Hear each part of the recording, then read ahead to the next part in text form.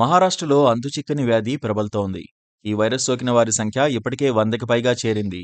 ప్రాథమిక వైద్య అధ్యయనాల ఆధారంగా గిలియన్ బేర్ సిండ్రోమ్ అనే వైరస్ ఈ రాష్ట్రంలో శరవేగంగా వ్యాపిస్తున్నట్టు అనుమానిస్తున్నారు. తాజాగా సోలాపూర్ జిల్లాకు చెందిన ఓ వ్యక్తి మరణించగా అందుకు జీబీఎస్ కారణమని అనుమానిస్తున్నట్లు వైద్య వర్గాలు వెల్లడించాయి. పూణేలో ఇప్పటివరకు నమోదైన జీబీఎస్ కేసుల సంఖ్య 101కి చేరుకుంది. వారిలో 16 మంది వెంటిలేటర్ మీద చికిత్స పొందుతున్నారు. మృతి చెందిన వ్యక్తి కూడా పూణేలోనే చికిత్స పొందాడు. బ్యాక్టీరియా, వైరల్ ఇన్ఫెక్షన్ కారణంగా బలహీన రోగనిరోధక శక్తి కలిగి ఉన్న వ్యక్తులు ఈ జీబీఎస్ బారిన పడే అవకాశాలు ఉంటాయని వైద్యులు చెబుతున్నారు.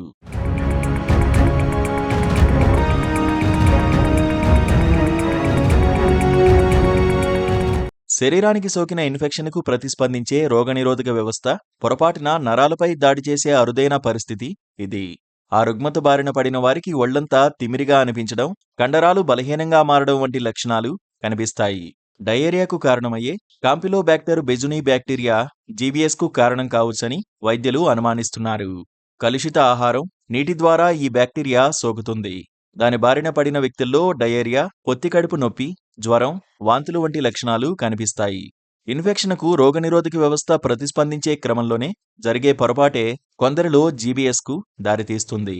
ప్రజలు భయాందోళనకు గురికావద్దని, జీబీఎస్ అంటువ్యాధి కాదని, చికిత్సతో నయం చేయవచ్చని వైద్యులు చెబుతున్నారు. బాధితుల్లో 80% మంది ఆసుపత్రి నుంచి డిశ్చార్జ్ అయిన తర్వాత 6 నెలల్లో స్వతహాగా నడవగలరు. మరికొంతమందికి మాత్రం ఈ సమయం ఏడాది లేక అంతకంటే ఎక్కువ కూడా కావచ్చు. ఈ చికిత్స ఖర్చుతో కూడుకుంది. ఇమ్యునోగ్లోబిన్ ఇంజెక్షన్లు ఒక్కొక్కటి వేలల్లో ఉంటాయి. దీనిని దృష్టిలో పెట్టుకుని మహారాష్ట్ర ప్రభుత్వం రోగులకు ఊరట కలిగించే ప్రకటన చేసింది. ప్రభుత్వ ఆసుపత్రుల్లో ఉచితంగా జీబీఎస్ చికిత్స అందిస్తామని ప్రకటించింది.